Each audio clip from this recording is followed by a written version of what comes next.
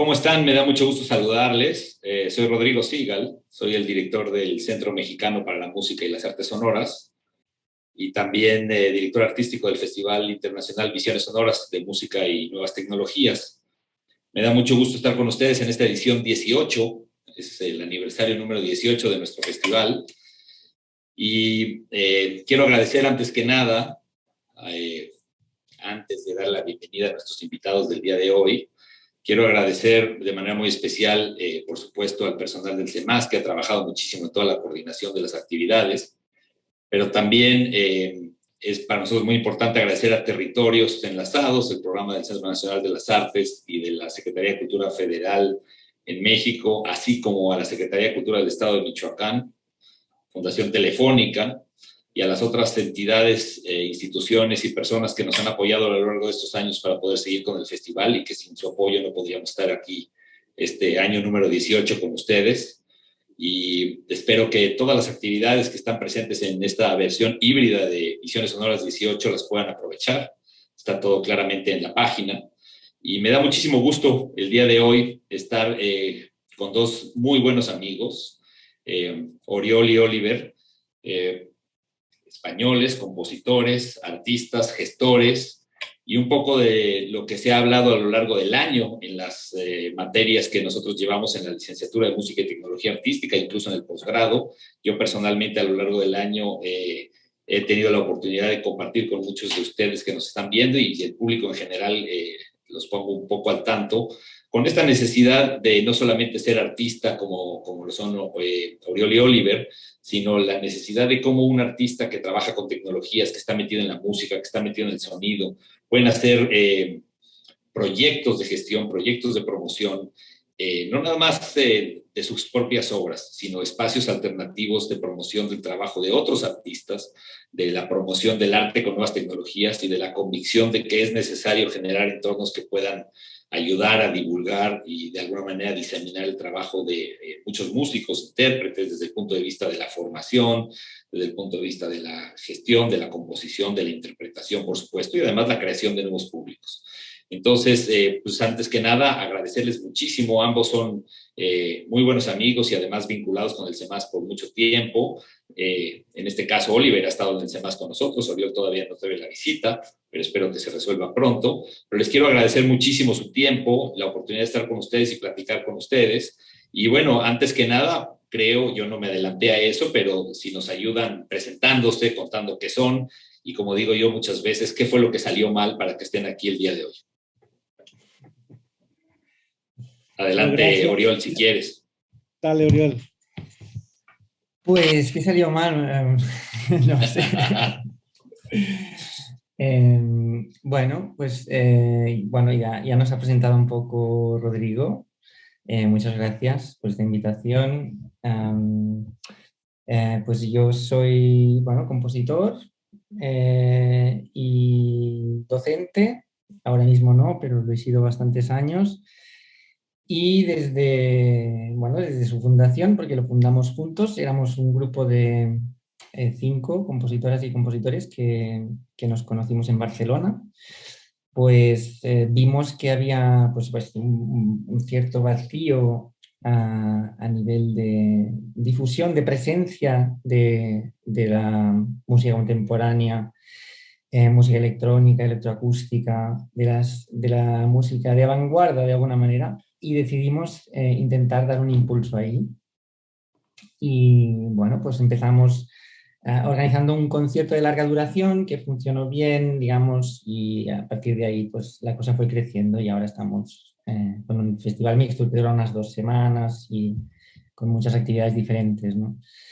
Y bueno, creo que sí, que esto que decía Rodrigo, tú eres un muy buen ejemplo, ¿no? de compositor, artista que desarrolla una carrera personal de alguna manera como tal, pero que también lleva a cabo una tarea muy, muy importante y muy absorbente, ¿no? Pero muy importante, como una especie de militancia, ¿no?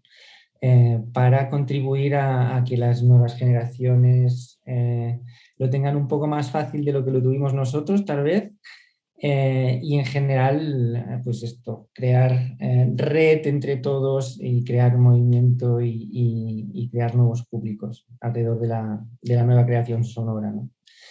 Creo que esto es muy importante, no sé. Nosotros a veces estamos muy cansados, a veces, bueno, es difícil de compaginar, pero, pero yo lo entiendo como una especie de militancia, ¿no? Que es necesaria y, bueno, que es positiva. También nos enriquece mucho, ¿no?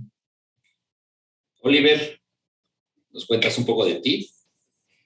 Sí, gracias Rodrigo. Efectivamente, estuve hace unos años en el SEMAS y lo recuerdo como una gran experiencia y descubrir eso, todo lo que sucede por allí, que es impresionante. Y eso y el afecto contigo. Bueno, compositor siempre desde pequeño he querido ser compositor, si bien también es verdad que la parte de organizar tanto ensambles como en el pasado, como la idea de la gestión siempre me ha gustado también. Y entonces, cuando he vuelto a Barcelona después de estudiar en Inglaterra y en Alemania, fue ahí que, como comenta Oriol, ¿no? Nos hemos reencontrado con amigos de estudios anteriormente y decidimos crear este festival que en su momento no había ningún festival en la ciudad, por lo tanto había un vacío que venía a partir de una crisis económica también que iba ligado a eso. Y aquí estamos después de 10, 11 ediciones que será próximamente el próximo año. Bueno, perdón, este año en octubre. Muy bien, y entonces, digamos, para que los que nos ven tengan claro, el Festival Mixtour es un festival que lleva 10 años. ¿Cuál ha sido, más allá de lo que nos contó Oriol al principio, de que comenzó como un concierto de larga duración y se transformó en un festival que ahora dura 2 semanas? Cuéntenos, si quieres, Oliver, cuéntanos un poco de manera rápida cuál es esta evolución. O sea, un festival como Mixtour que comienza por este concierto a partir de esta reunión de amigos, de estudios y del interés por el entorno y lo que faltaba en la ciudad de Barcelona. ¿Qué ha pasado en 10 años? ¿Cómo es diferente más allá de que dura 2 semanas?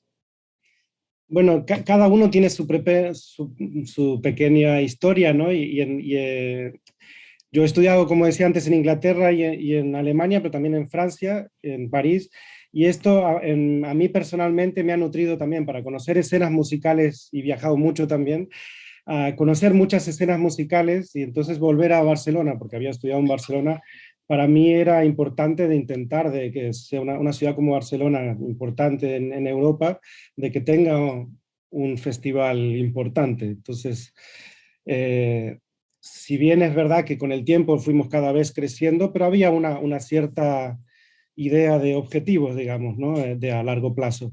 Y, y la duración del festival, de hecho, ya empezamos con 4 o 5 días y luego ha evolucionado a 2 semanas. Si bien, por ejemplo, gran parte de las actividades que hoy en día realizamos ya se realizaban a partir del inicio, es decir, por ejemplo, la propuesta de una convocatoria que hoy en día es bianual, una convocatoria donde recibimos proyectos de todo el mundo. Talleres, que también comenzamos el segundo año con talleres como de composición, interpretación y improvisación. Es decir, que al final lo que hemos hecho es mejorar, eso espero en el tiempo, pero cosas que realmente ya empezaban a tener una importancia esencial desde el inicio.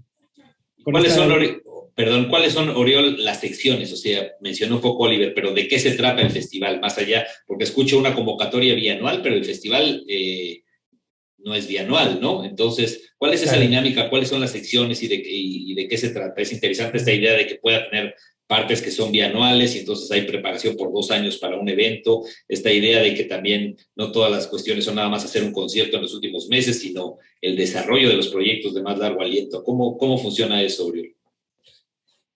Sí, claro, bueno, hay una línea importante, evidentemente, que son los conciertos públicos, ¿no? Entonces, hay evidentemente una serie de conciertos. Pero estos conciertos, la programación de estos conciertos se nutre de diferentes lados. Por un lado, de la convocatoria, que antes era anual, pero la verdad nos dimos cuenta que empezábamos a recibir tantos proyectos y había tantas cosas interesantes que realmente podíamos, digamos, distribuirlos en 2 ediciones, ¿no? Y por eso ahora es bianual desde hace 3 años, creo. Después están los talleres Pero que perdona, un comentaba inciso Oliver. únicamente por decir en relación a esto, hemos llegado entre todas las categorías a recibir unas 700 propuestas, de las cuales, claro, podíamos decidir tener 7, 8, entonces con el cambio Claro, a ser bianual hemos podido hacer hasta 15, ¿no? Más por decir algo aproximado. Perdona, Uri. claro, porque realmente la convocatoria tiene diferentes categorías. Esto es importante. Es decir, por un lado se seleccionan obras ya escritas, electroacústicas o mixtas o instrumentales, para ser interpretadas durante el festival por los grupos invitados. Después hay otra categoría que es para hacer encargos de composición, pues también de obras electroacústicas o instrumentales o mixtas, o multimedia, interdisciplinares, etc. Y luego también hay categoría para improvisadores que quieren, pues, venir a tocar al festival, y hay intérpretes, ya sean grupos o solistas, que están interesados en venir. Entonces, hay varias categorías. Por lo tanto, en la programación del festival, al final encontramos, por ejemplo, un ensemble que ha sido seleccionado a partir de la convocatoria, y tal vez tocan una obra que es un encargo de una compositora que se ha presentado a la convocatoria, ¿no? Y entonces, bueno, esto, Eso digamos, te iba a la preguntar técnica. justo, Oriol, ese balance que hay, que sabemos mucho, muchos de los curadores, que nos pasa a todos, entre lo que quieres programar y lo que puedes programar para eficientizar los recursos. ¿Cómo se hace ese balance de curaduría? ¿Cómo lo decide? Y bueno, claro, es cierto que sí que definimos como unos límites, ¿no? Es decir, hay el límite de lo que queremos hacer y eso es inamovible, pero a partir de ahí a veces es cierto que hay que tener en cuenta cuestiones un poco más prácticas, o cuestiones también un poco lógica del programa, ¿no? Si termino un poco con esta cosa, porque es muy importante cómo en la programación, para nosotros es muy importante cómo también se relaciona con los talleres, porque el taller de composición, que esto lo lleva Oliver, es el que está un poco organizando más el taller de composición. Los estudiantes escriben miniaturas, pequeñas piezas que también son interpretadas en los conciertos por los intérpretes, grupos, solistas invitados. Y también trabajan codo con codo, en algunos casos, con los estudiantes de los talleres de interpretación. Con lo cual, de alguna manera, que esto es lo que nos interesa, se crean muchas interrelaciones entre lo que son los artistas invitados, tanto los seleccionados de la convocatoria como los seleccionados, digamos, fuera de la convocatoria, ¿no? Artistas que nos interesa invitar, entre los estudiantes de los talleres, y también entre los profesores y profesoras de los talleres, porque en su caso también los profesores de composición siempre tienen obras interpretadas en la programación, que esta es otra de las. Y ahí, bueno, pues van a los ensayos unos de otros, hay mucha interacción, aparte de las clases, ¿no?, que tienen cada uno, hay muchas situaciones en las que se pueden crear interacciones, y, y esto, bueno, es algo que nos interesa, ¿no?, que pensamos que es positivo. Yo personalmente, bueno, tuve la oportunidad de estar ahí hace unos años y más allá digamos, del cariño y afecto que tengo por ustedes y todo, me di cuenta de algunas cosas del festival, de las cuales yo también aprendí bastante y que después he buscado, digamos, de alguna manera replicar. Pero les cuento esto porque para mí fue muy revelador algunas cosas. Esto que mencionaste de algunos de los profesores que estábamos ayudando con la composición o dando asesorías, al mismo tiempo teníamos las obras, pero estábamos físicamente en el mismo lugar y asistiendo a las charlas, que eso es algo de muchos festivales, no es original. Sin embargo, el hecho de estar en un espacio como el Centro Cultural, en donde ustedes lo hacen, o por lo menos en ese año lo hacían, ayuda a estar todos conectados. Pero a lo que iba es un punto, a una experiencia que en mi caso me fue personal, en donde, por ejemplo, perdón, uno de los estudiantes que yo no conocía, que fue seleccionado por ustedes a través de su convocatoria, llegó conmigo a presentarme la obra, yo le di la retroalimentación, lo que sea que opinara Es un compositor nicaragüense que acaba de estar en el CEMAS, Gabriel Bolaños, que estuvo hace algunos años ahí. Lo conocí en cuanto entró al salón, platicamos, discutimos mucho durante esos días, pasó el tiempo, él terminó su posgrado, seguimos en contacto, consiguió un trabajo en Estados Unidos en la universidad, me invitó a dar clases allá, estuvo en residencia acá, o sea, se genera como una especie de vínculo a partir de Mixtur, que para mí es muy claro y que he notado, por suerte, en algunas ocasiones también en nuestros festivales. Ahora, ustedes, la pregunta concreta, más allá de compartir esta experiencia que personalmente ha sido muy valiosa para mí, y específicamente con Gabriel, que ahora es un gran amigo,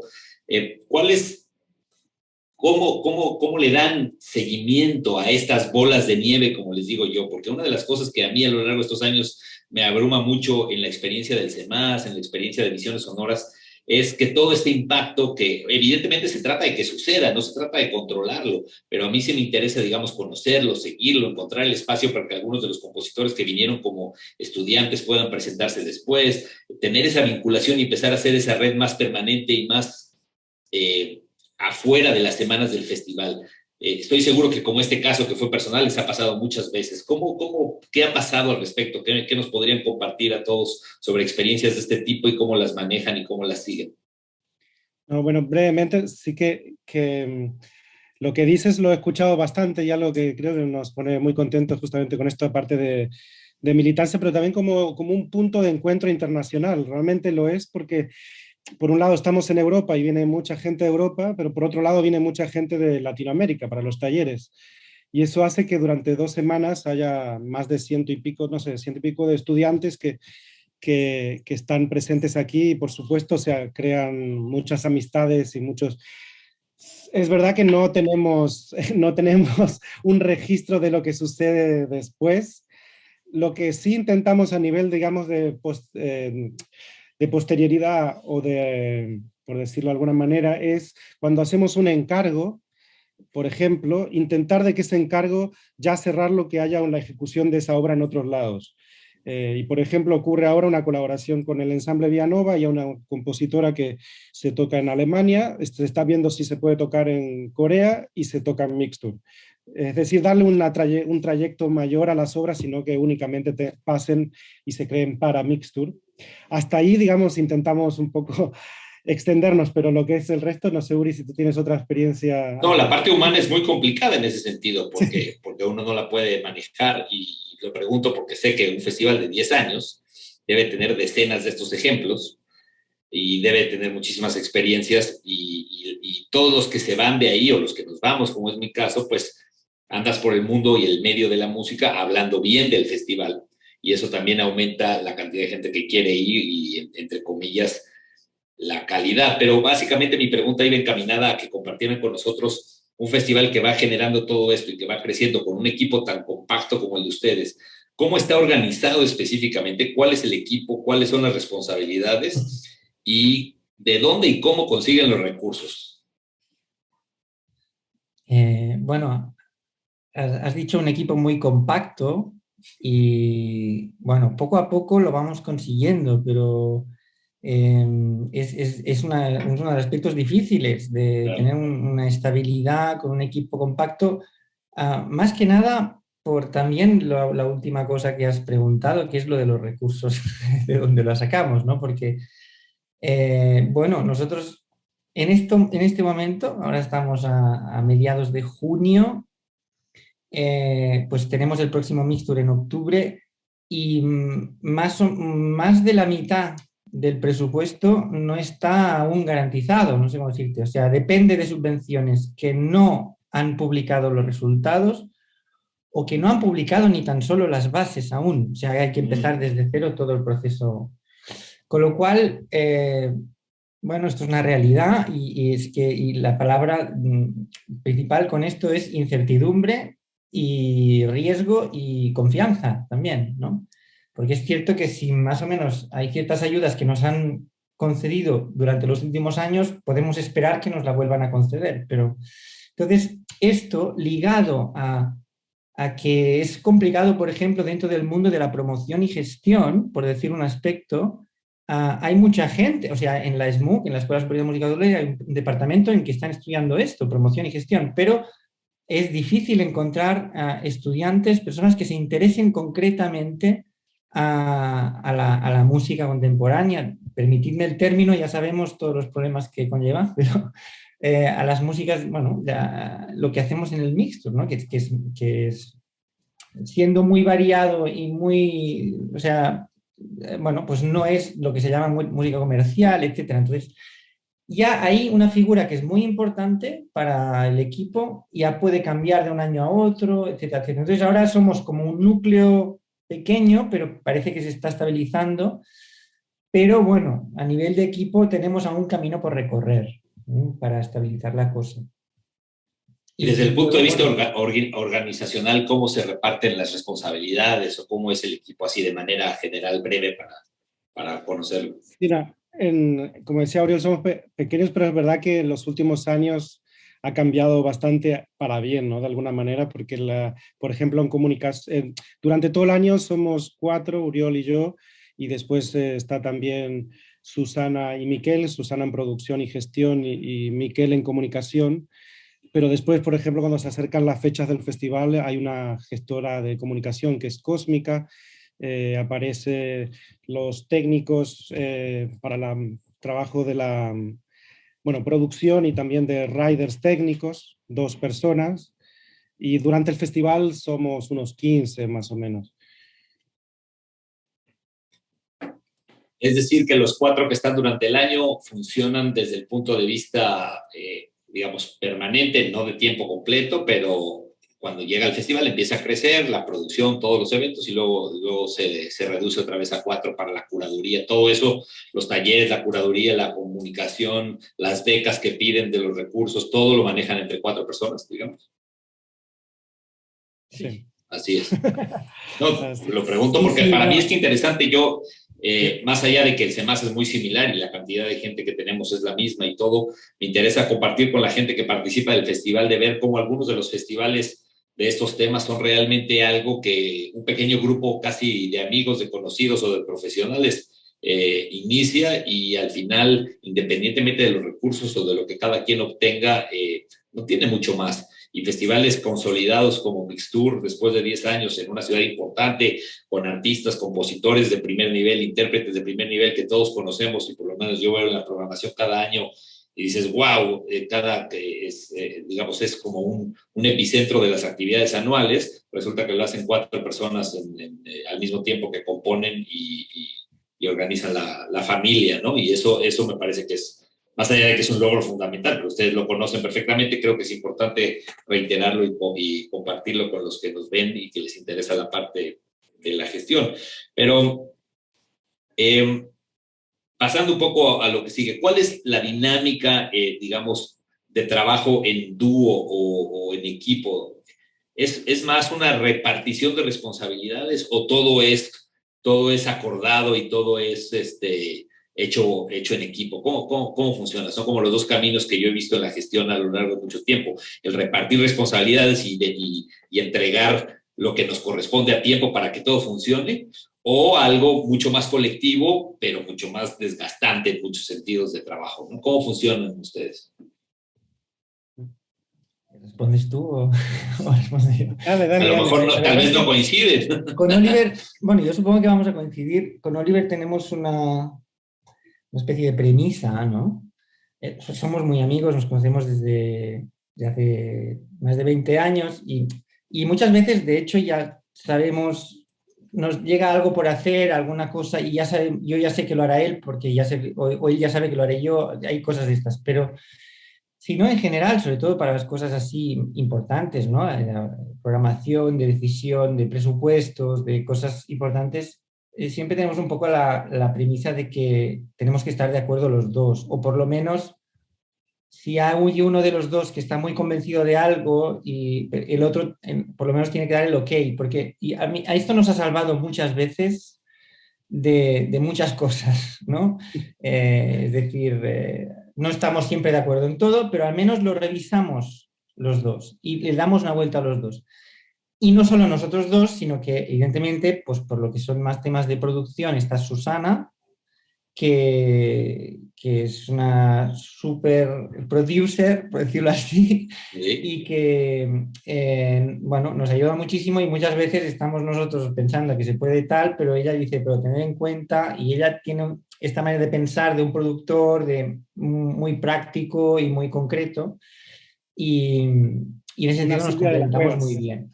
¿Eh? Sí, No, una Silvia exactamente. de la Cuevas. Como en el CEMAS. Ah, Y, y luego con sí, Miquel, adelante. de comunicación, pues exactamente lo mismo. Es decir, digamos que a lo mejor Oliver y yo lo queremos, lo tenemos que supervisar todo, pero a nivel de decisión está nuestro criterio y también está Susana y está Miquel, ¿no? Cada uno para su... ¿Y en Es la bastante curaduría colectivo en este musical son sentido. ustedes dos? ¿Perdón? En la curaduría, las decisiones Sí, musicales son Oliver y tú, sí, sí, eso sí. de los ensambles. Y por ejemplo, toda la presentación, algo que a mí me gusta mucho ahora de esta página web que tienen, está muy claramente lo principal, digamos, todo lo que tiene que ver con los contenidos. ¿Cómo hacen ese balance que para muchos proyectos yo he notado que es un problema entre tener una página electrónica que está diseñada para comunicar lo que te interesa para la participación de los artistas y una página electrónica que comunica para público en general? Más todo el problema de la diversificación con las redes sociales ahora, que eso es, desde mi punto de vista, en la comunicación de eventos como los de ustedes, un gran reto, ¿no? ¿Cómo lo resuelven?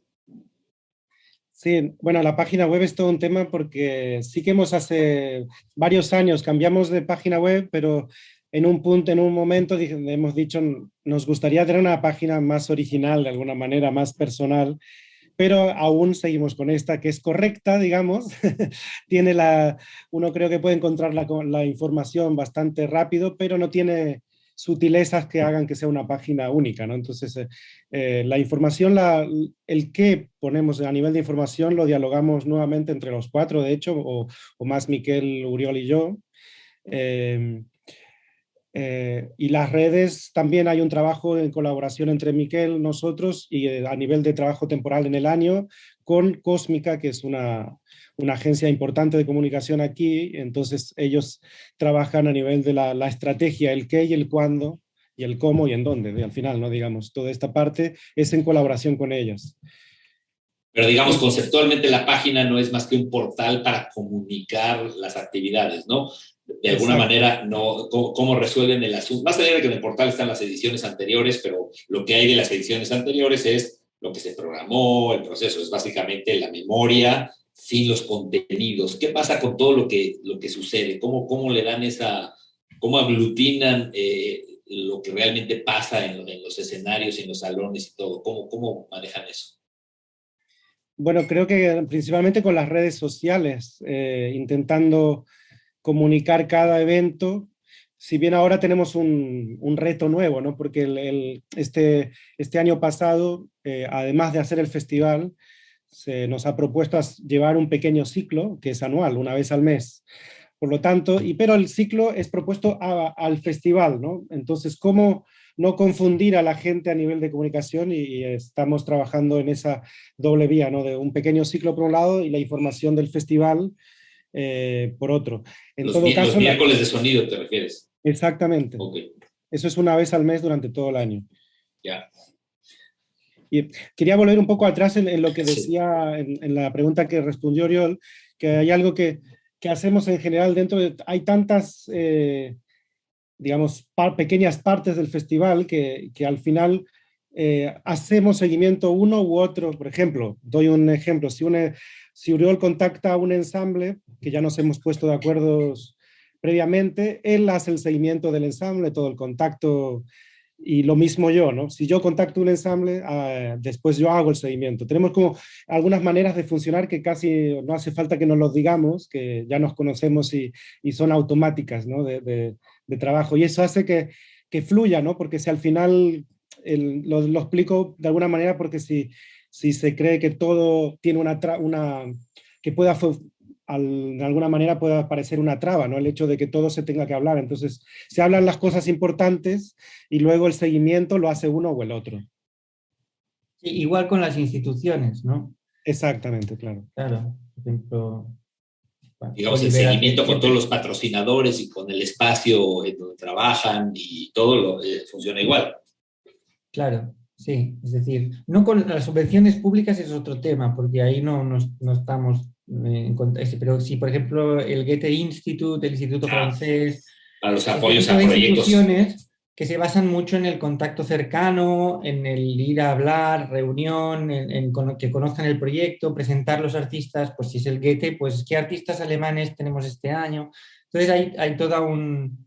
eh, bueno, es importante que ellos o ellas tengan un referente dentro del festival que siempre sea siempre un poco la misma persona, ¿no? Claro, esto me sirve mucho para la siguiente pregunta, que es justamente todos estos vínculos, por supuesto, de las representaciones culturales de los países y las embajadas y todo.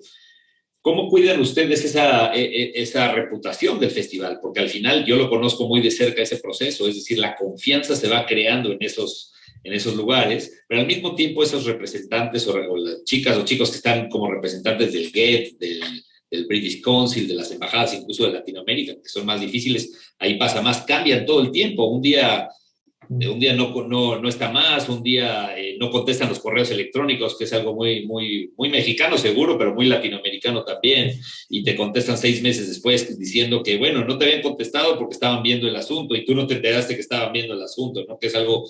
¿Cómo manejan ustedes la reputación? ¿A lo largo del año están en contacto, entregan una especie de informe o simplemente cada año con sus proyectos los buscan? ¿Cuál es un poco su...? Porque eso toma una cantidad de tiempo y de energía y de recursos humanos en cuanto a ustedes, que es brutal, ¿no? Considerables, sí. Sí. ¿Cómo manejan esa reputación de Mixtur frente a las instituciones cuando al final son personas las que deciden y no las instituciones? Sí, bueno, yo no sé si Oliver querrá decir, pero precisamente con el trato este personal, ¿no? Siempre invitamos a que vengan a las actividades del festival, siempre intentamos, aunque pueda haber una primera comunicación por mail o telefónica, intentamos siempre tener cita y en función también, precisamente, nos enteramos de si hay cambio de director o directora en tal sitio o tal otro, a la que hay un cambio, automáticamente vamos y Acercarse. pedimos reunión para presentar el proyecto, para explicar, etcétera. Entonces, bueno, y también en estas cambia, ¿no? De una institución a otra, hay condiciones diferentes, algunas tienen dinero propio, otras no, dependen de instituciones en su país, cada caso es diferente.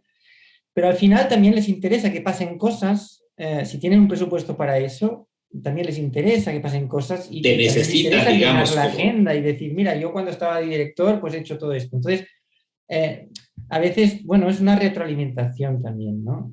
Bueno, pero el cuidado, yo diría que es muy importante este cuidado personal, o sea, para presentar el proyecto y tenerles al corriente y tenerles siempre actualizados y a la que hay un cambio de persona, pues también ir a conocerlo, ¿no?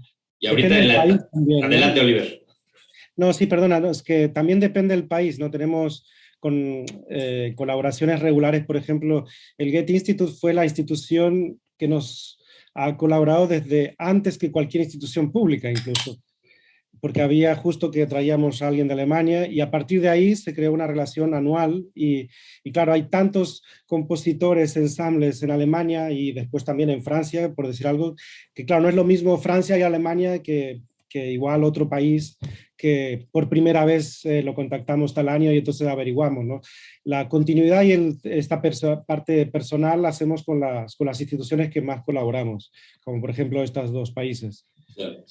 Y conectando un poco hacia la parte final de la conversación, dos cosas, pero bueno, voy a la principal.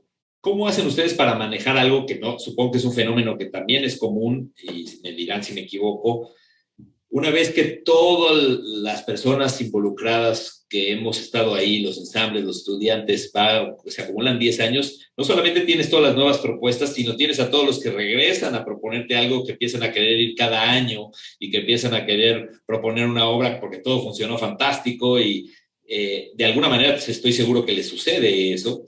Y es algo bien complicado. ¿Cómo no hacer que el festival sea la misma gente, los mismos programas, la misma dinámica todos los años? Sin embargo, también tienes artistas que ya sabes que funcionan bien, que son serios, que son muy buenos profesores, muy buenos intérpretes, que tienen recursos para viajar. ¿Cómo hacen este equilibrio? Bueno, tenemos casi una norma que no invitamos de un año al otro a nadie. No se O sea, repite 2 años por más seguidos. que haya sido muy buena la experiencia, no se repite nadie. Eso es básico. A ¿Y a los partir de 2 años ahí, o 3? sí, claro, ahí sí, si ha habido una buena relación, sí que nos planteamos en casos Un nuevo específicos, proyecto. pues siempre está la puerta abierta, pero lo que es única regla, digamos, es no repetirlo de un año al otro. Ok. Y esto se los pregunto, Pero ¿cómo es? ciertamente Sí, muchas veces, perdona, nos quedamos con muchas propuestas que no pueden salir adelante, ¿no? Porque al final el festival tiene, eh, por todas las colaboraciones que se han desarrollado en el tiempo, hay, por decir, obras y, bueno, grupos de la convocatoria, pero luego tenemos también 2 proyectos europeos que ya tienen en sí mismo también ciertas normas, digamos, entonces se llena muy rápido la programación. ya. De hecho, ahora que has dicho Sí, esto de la convocatoria, una cosa que respondemos a menudo, si se trata de artistas jóvenes principalmente, es que se presenten en la próxima convocatoria, ¿no?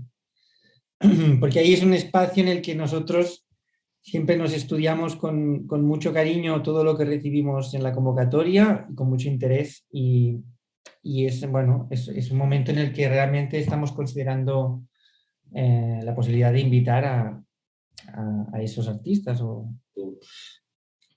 bueno, yo quería aprovechar también un espacio aquí para que todos los que nos escuchan, lo vamos a poner ahí, conozcan obviamente en la página de Mixtur, en mixturbcn.com, una parte fundamental que es un libro fantástico que hicieron de una especie de recopilación o reflexión sobre los 10 primeros años, que está, yo ya lo vi, bueno, ya lo conocía porque también estuve cerca del proceso como algunos de los invitados, pero creo que es algo que vale la pena mencionar porque todos los que nos ven pueden conocer ahí también un esfuerzo bien interesante como de reflexión y de no dejar que se evapore todo lo que ha pasado. Creo que es un libro que quedó, que está ahí, si me acuerdo bien, en PDF, ¿no? No se puede ver libremente, ¿no? Sí, me Sí, acuerdo que lo sí. había visto, entonces se los recomiendo mucho.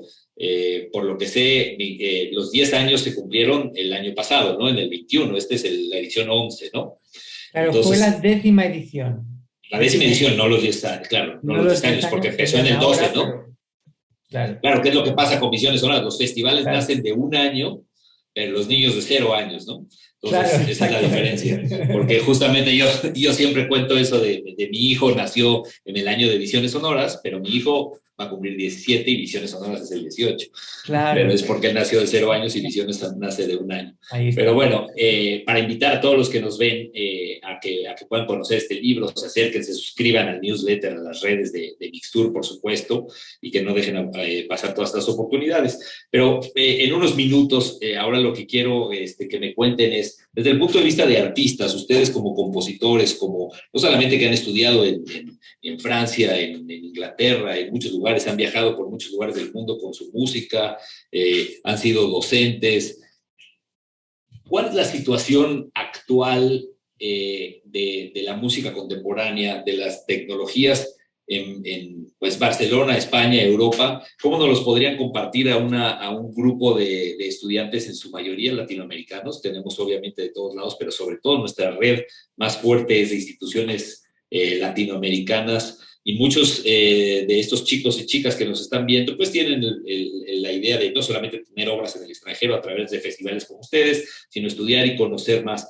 ¿Cuál es, pero ya no desde el punto de vista de la gestión, de lo que a ustedes les gusta, cómo sienten que se transforma, qué está pasando hoy en día alrededor de la música que a ustedes, como digo yo, les mueve la panza a hacer? ¿Qué pasa alrededor de esta música?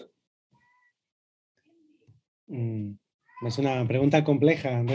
Bueno, dentro de la programación, si hablamos dentro de la programación, intentamos también de que haya una visión amplia a nivel estética de lo que sucede hoy en día. Y con esto también con un respeto o seguimiento de la historia, ¿no? Siempre ponemos, por ejemplo, este año hacemos Persefasa de Yanis Xenakis, pero Por por el otro lado aniversario. tenemos claro, también, y hay bastantes obras en relación a Xenakis, pero por otro lado, creaciones nuevas, ya sea con obras mixtas o con otras disciplinas, y con estéticas muy diversas. Esto siempre intentamos ser, incluso por más que en alguna estética específica podamos tener menos afinidad, pero creemos que está bien hecha artísticamente, intentamos que tenga un espacio. Y si yo te dijera, Oliver, olvídate de Mixtur, ya no estás hablando como curador, sino como Oliver, compositor. ¿Qué es lo que está pasando? O sea, ¿qué es lo que está pasando alrededor de la música que a ti te gusta, aunque no tenga toda cabida en Mixtur? ¿Qué nos podrías contar de eso? Ah, vale, era más... bueno, creo que pero no, no es algo reciente para mí, ¿no? El trabajo con otras disciplinas artísticas es un enriquecimiento constante, ¿no? Desde ver desde otro ángulo de cómo trabaja el tiempo, el espacio. Esto creo que hay mucho por hacer y a la vez es muy enriquecedor y un crecimiento constante en ese sentido. Ya sea con medios, con el trabajo performático con los mismos intérpretes o con añadir actores y o bailarines, ya sea con vídeo, sin vídeo, otras disciplinas, pero este trabajo de pensamiento a nivel desde distintos, lo visual y lo auditivo, y me parece algo esencial. Pero que dices que ya tiene varios años, es decir, es algo esencial que Para mí, lleva ¿no? tiempo, digamos. Sí, no, no, hablo personalmente, por supuesto, Sí. entiendo eso, pero entonces ha durado varios años este interés. ¿Sientes que es algo que, como decimos en México, va para largo o es algo que está por transformarse en otra dinámica? ¿O es algo más personal de que tú disfrutas trabajar con otras personas en la cuestión más de otros medios artísticos, otros ámbitos? Bueno, creo que ambos, tú me preguntabas a mí y es algo que Sí, a mí me interesa puntualmente, pero siempre, en mi caso, siempre que la música, digamos, la parte sonora tenga un rol eh, principal o primario, ¿no? ya. Hoy en día también está pasando, ¿no? Que hay la parte de multimedia, está siendo muy fuerte y creo que esto cada vez más, hay más compositores que, como antes, digamos, hace ya unas décadas empezaron a trabajar mucho con la parte de escritura y la parte electrónica. Hoy en día también hay conocimiento de primera mano, ¿no? De trabajar con vídeo, iluminación. Eh, es decir, que creo que el compositor multimedia es algo que ya está muy establecido también, ¿no? Claro. Y Oriol, en tu caso, en tu música, Sí. tus perspectivas, tu entorno personal como artista, ¿qué nos podrías compartir? Sí, yo la verdad es que observo con muchísimo interés, digamos, este momento en el que estamos, en el que la tecnología, que ha ido, por supuesto, se ha ido integrando y ha ido alimentando, y no solo alimentando, sino determinando en muchos sentidos la evolución del arte. Ahora con la inteligencia artificial, con la accesibilidad absoluta, con Internet, etcétera, está dando lugar bueno, a una serie de nuevas experiencias que observo con mucho interés. Creo que es importante para mí, para mí mismo, y también es algo que, si me lo permitís, diría a los jóvenes compositores y compositoras, artistas sonoros y creadores en general, que yo también veo que yo siento en mí un riesgo a perderme de alguna manera, lo digo eh, aplicado a mí. Y también esta sensación, bueno, un poco como se podría decir cuando alguien se mete en internet sin saber lo que quiere buscar, ¿no? Ajá. Es como, tengo la sensación de que, y esto es más allá de estéticas, por supuesto, y de ideología, digamos, puramente sonora o lo que sea, sino más que a nivel de recorrido, creo que es importante preguntarse, o sea, por supuesto intentar absorber, ver y absorber, aprender, viajar, escuchar, etcétera, pero creo que es muy importante no perder un punto de vista un poco personal en las cosas, porque sí que es verdad que yo veo gente, artistas que se quedan como muy enamoradas o enamorados de un medio, de una manera de hacer, de unas herramientas, pero después es como si detrás no hubiera una, no sé cómo decirlo, bueno, que yo no, me cuesta a veces ver la persona, ¿no? Como si, bueno, y a veces el gadget se pone por delante Entonces, bueno, me sale decir esto porque realmente, además últimamente he estado teniendo conversaciones con gente sobre este tema y yo tengo la sensación de que es importante no perder nunca este aspecto personal, aunque trabajes pues con inteligencia artificial o ¿entiendes? Imágenes reticulares, lo que sea. Pero bueno, creo que esto es importante. Y yo personalmente puedo integrar algunas de estas herramientas en mi trabajo personal, pero lo hago bueno, con cierta prudencia, digamos, ¿no? Y bueno, también en algunos casos porque no tengo el tiempo de profundizar Claro. para ir más allá. Pero bueno, observo con mucho interés y con una cierta prudencia, digamos. Sí, Y ahora ligado, que, sí, dale, perdón, Oliver. sí, muy breve, sí, ligado a lo que comentaba Oriol y si acaso como un mensaje a los jóvenes compositores, sería un poco, también yo creo que esto es un tema que pasa en toda la historia, ¿no? Que aparecen modas, pero lo importante es cada uno buscar su camino y intentar conocerse y a partir de ahí poder crecer, pero siempre desde la introspección y el camino que uno quiera, no lo primero que te llega de que está de moda, que al final pierdes tu identidad, ¿no? Entiendo.